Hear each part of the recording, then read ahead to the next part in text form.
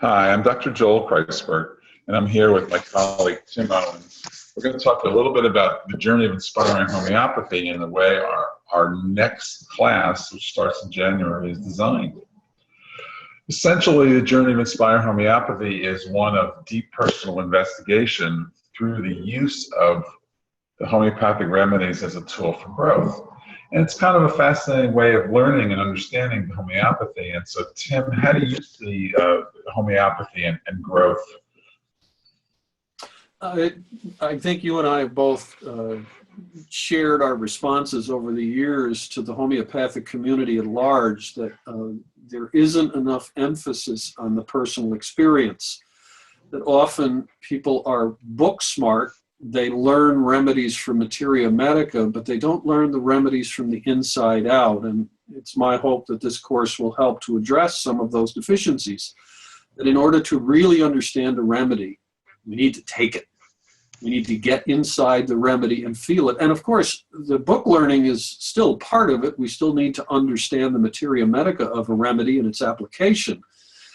But there is no shortcut to really understanding remedies the way that Samuel Hahnemann suggested that we learn them, and that is by taking them. Yeah, so I like to use a first person, second person, third person. So the first person way of understanding remedy is to take it and have the experience. Second person way of understanding remedy is to actually have a conversation and understand it with somebody else who's experiencing the remedy. So we set up in the class dyads where all the participants end up in partners where they share their experiences that they're having with the remedy. And then, of course, we come back to the whole group that has a larger class discussion. As well, we use an online forum system where after the class is over, after the taking the remedy experience, everyone gets to share their experience of, by writing about it for the next few days using a program called Moodle, which is an online classroom. And of course, we study the remedies in conventional old-fashioned ways through case studies and through materia medica. So I see that as three different perspectives of taking, understanding, and studying the remedy.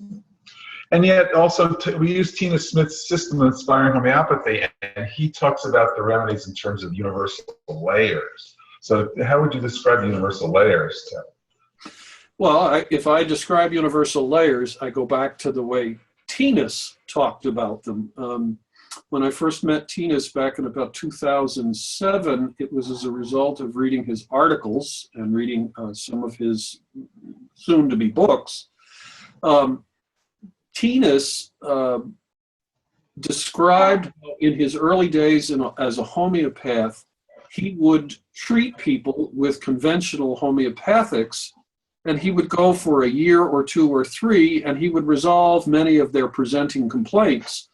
But then at some point, many of his cases began to erupt with sort of existential crises. In other words, somebody didn't have a sore knee anymore, the migraines were gone, but now they were talking about deeper issues and approaching their homeopath and saying, can you help me resolve my problems with confidence, or my inability to express love, or my inability to screen the outside world, or long-standing resentments that I carry, and so on and so forth.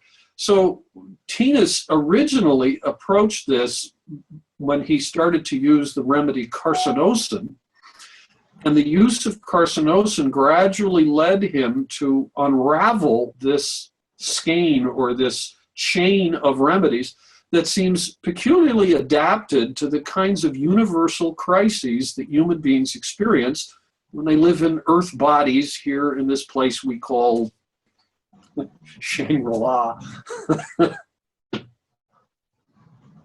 And so yes, the universal layers is, so I appreciate the way Tina's introduced the universal layers, and I feel like there's a lot more to learn about the universal layers. So we do the universal layers partially through taking the remedies and understanding them through what I think is the way you're describing Tina's understanding of the remedies. But I also feel like the universal remedies, universal layers, are something that you can work with in an ongoing way through internal development, and that is through meditation. So these guided meditations with each universal layer as a practice that you do, daily or several times a week to experience how is that universal layer showing up in your life and how you can understand it more deeply.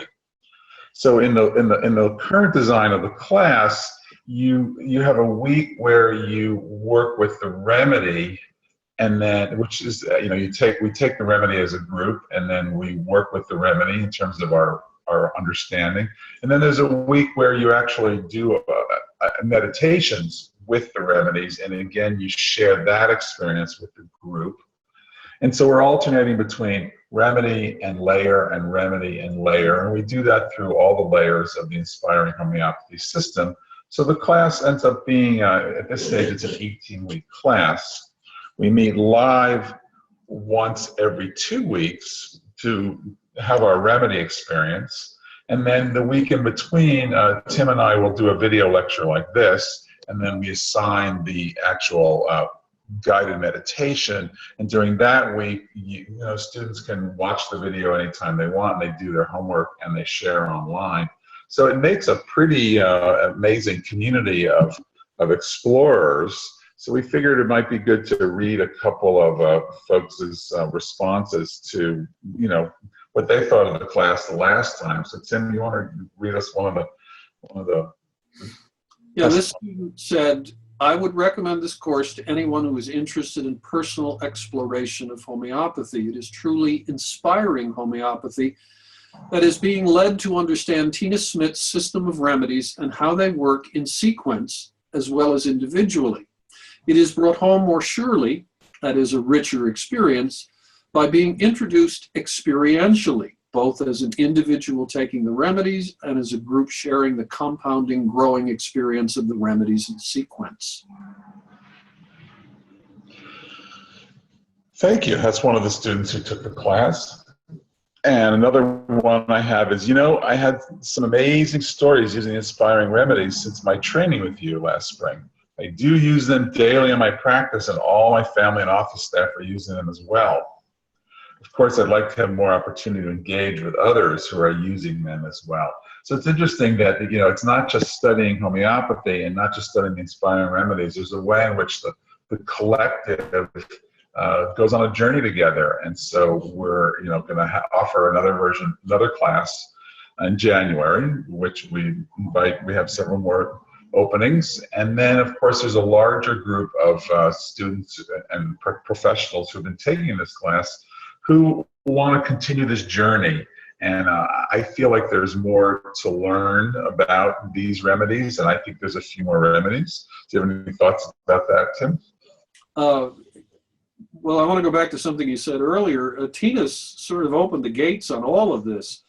Tina's never approached this as this is the end. It's these remedies, and we've uncovered the universe. It was always a work in progress, and right up until his death, he was still exploring whether there were more layers, whether there were more individual remedies. So for him, it was a work in progress, and I think it's only right that we pick it up and run with it. I think that was his goal. Right. So, what I like to say about it is that what, in a way, Tina has shown us it's a method of study. It's almost that you just learn about. It's actually more of let's engage in a way of learning. And so what we're offering is a way of relating to remedies. It's a way of relating to one another, and that those two bring us so that we can relate to our clients differently. So how do you think it influences the way we work with our clients, Tim? Well, for starters, just knowing the idea of Inspiring Remedies gives you another way to look at relating to a client in your office. Tina's taught me to expect these things from people. Now, they don't come with all of my clients, but when it happens, when somebody's sitting in your office and the reflux is much better or the anxiety has calmed down, but then they start to talk in a way in the fourth or fifth visit that says, there's something else going on here, then you have a toolkit ready to address the kinds of issues that Tina said spontaneously arise as people begin to open themselves up to healing. So I find it just a wonderful addition to the way I practice. And again, it doesn't happen in every case. Sometimes people come in and they get their reflux fixed and they leave. But sometimes people come in and say, the reflux is better, but I really, really want to talk about my childhood and how I've never really come to grips with my anger. And I sit there and I say to myself, boy, that sounds an awful lot like Ruth's Tox. And then I often use a remedy like that and move the case in places I wouldn't have normally expected. Yeah, which is interesting. So I guess it's worth mentioning that, it doesn't really replace constitutional prescribing or the idea of a classical constitutional remedy. Really what Tina's offered with this is that there's another way, an approach to using remedies that he calls universal. And so it's really adding another toolkit. And what I'm interested in, and I think the work that you and I are doing, is to really deepen our ability to access these remedies through an internal practice, through developing our ability to work with the remedy directly, to work with one another, and to be able to perceive subtler ways of understanding our clients. And I would also add to that, it is also the inner work that one does that creates the resonance that brings these people into our office. Mm-hmm. As we work with remedies like these people just start showing up. It's as if we put out some sort of a signal into the atmosphere and they find us. They come in and they start telling stories, and those stories resonate with our experiences working with these remedies in forums just like you and I are creating. So it should be said that when people come into this, that we're going to create a little resonance here. And the group will create this resonance, and very often after you become familiar with the remedies, the sequence, the process, people will find you. People will come and say things that just say, oh, I'm glad I did that. Now I know what to do. Well, I appreciate that. I think we're going to say, I invite you, the listener, if you're watching this, to consider the journey of inspiring homeopathy with Joel Kreisberg and Tim Owens. Our next class is going to start in January, so you can find out more on our website at www.inspiringhomeopathy.com. And we just hope you have a healthy rest of your holidays.